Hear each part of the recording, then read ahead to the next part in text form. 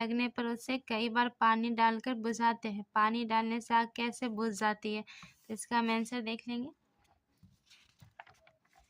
तो आंसर है जल ज्वलनशील जलने वाले पदार्थ को ठंडा करता है। ऐसा करने से आग का फैलाव क्या होगा? बंद हो जाता है। इस प्रक्रिया में जो जल वाष्प बनती है वो बाहरी वायु की आपूर्ति बंद कर देती है और आग हमारा बुझ जाती है। अब क्वेश्चन नंबर 2,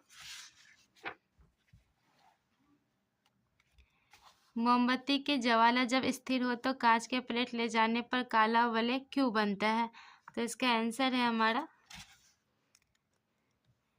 क्योंकि मोमबत्ती की ज्वाला के आंतरिक क्षेत्र मतलब अंदर वाले क्षेत्र में कार्बन के कुछ कण जलने से बच जाते हैं, जिससे कांच के प्लेट ले जाने पर काला वलय बनता है। क्वेश्चन नंबर 3, अगर किसी दुर्घटना में कोई व्यक्ति आग की चपेट में आ जाए तो उसे बचाने के लिए कंबल में लपेट दिया जाता है, ऐसा क्यों? तो इसका आंसर है हमारा कंबल लपेट देने से वायु का प्रवेश क्या रुक जाता है, जिससे आग बुझ जाती है। क्वेश्चन नंबर 4, कभी कभी जंगल में अपने आप आग लग जाती है, ऐसा क्यों होता है? तो इसका आंसर हम डालेंगे जंगल में श्वेता अग्निकांड या तो अधिक गर्मी से हो सकते हैं, या कभी आकाशीय बिजली के गिरने से, या कभी कभी पौधों के आपसी रगड़ से। ये हमारा आंसर है क्वेश्चन नंबर 4 का। अब क्वेश्चन नंबर 5, गोलू ने आधा पेट्रोल और आधा पानी लेकर एक मिश्रण बनाया। उसने एक कपड़े को इस मिश्रण में भिगो दिया। इसके बाद एक माचिस की तिल्ली से उसे जलाया। आग लगी पर कपड़ा नहीं जला, ऐसा क्यों हुआ? तो ऐसे कैसे हुआ तो हम देखेंगे। तो ऐसा इसलिए हुआ क्योंकि पानी पेट्रोल से भारी होने के कारण कपड़े में मिल गया तथा पेट्रोल हल्का होने के कारण ऊपर में जला, परंतु पूरे कपड़ा को नहीं जला सका। क्वेश्चन नंबर 6, माचिस को जलाने के लिए उसे माचिस की डिब्बी से रगड़ा जाता है, ऐसा क्यों?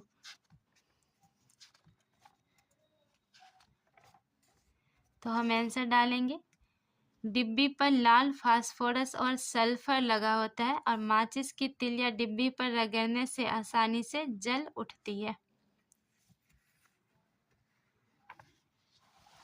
क्वेश्चन नंबर 7, ज्वाला के तीनों क्षेत्र दिखाइए। तो ज्वाला के 3 क्षेत्र है, तो हम यहाँ से लिखेंगे ज्वाला के 3 क्षेत्र है और यहाँ डैश लगाएंगे। पहला लिखेंगे बाहरी भाग, दूसरा मध्य भाग, तीसरा आंतरिक भाग।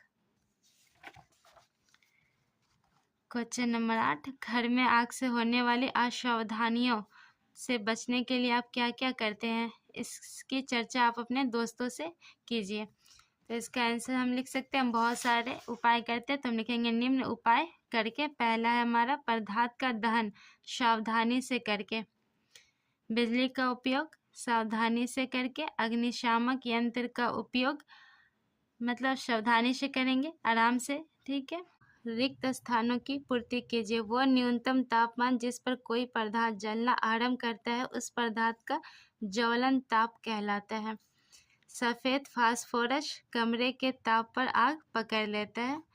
और गो नंबर, मोम एक हाइड्रोकार्बन है जो कार्बन और हाइड्रोजन से मिलकर बनी होती है।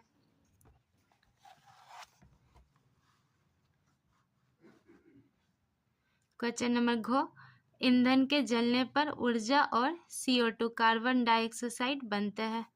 अंगा, पेट्रोल का ज्वलन ताप केरोसिन के ज्वलन ताप से कम होता है।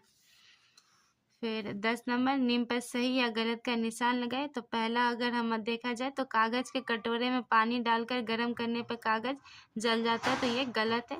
दहन के लिए वायु का होना अति आवश्यक है। लाल फास्फोरस कमरे के ताप पर आग पकड़ लेता है, ये गलत है। कमरे के ताप पर सफ़ेद फास्फोरस आग पकड़ती है।